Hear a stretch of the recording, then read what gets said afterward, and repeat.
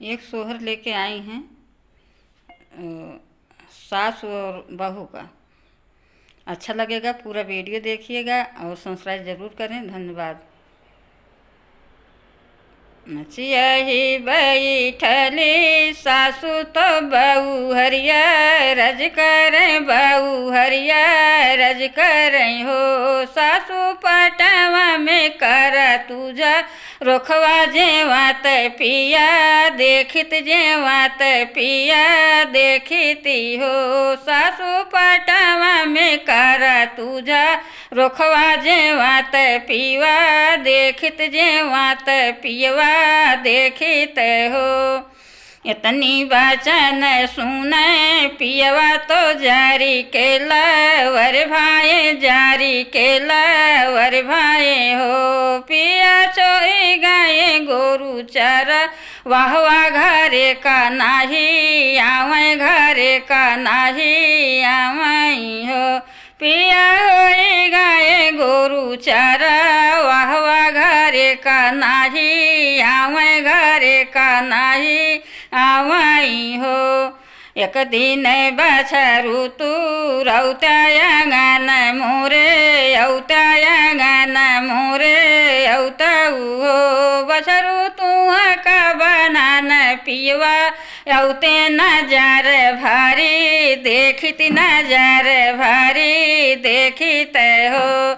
बछरू तू का बनान पीवा है नजरिया से देखित नजरिया से देखिती हो। एक दिन बछरू तू राने आंगन वही में आए आंगन वही में आए न हो। पिया भेज दे गोरु चारा वाह वाह पूना नाही आवे पूना नाही आवई हो। पिया भेज दे गोरु चारा वाह वाह पूना नाही आवे पूना नाही आवई हो। पिया भेज दे गोरु चारा वाह वाह पूना नाही आवे पूना नाही आवई हो।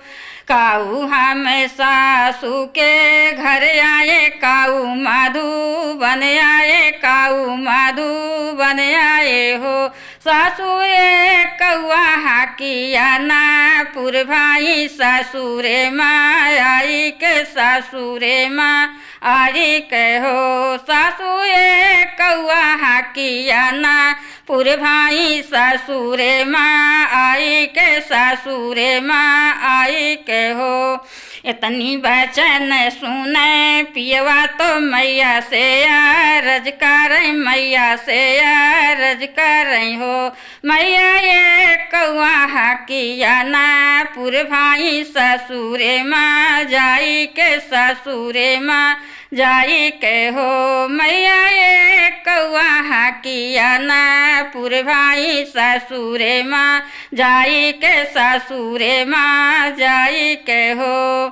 काऊ हम ससु सासू के घर गायो काऊ माधु बन गाये काऊ माधु बन गाये हो। मैया ये कौआ किया ना पुर भाई ससुरारिया में जाई के ससुरारिया में जाई के हो।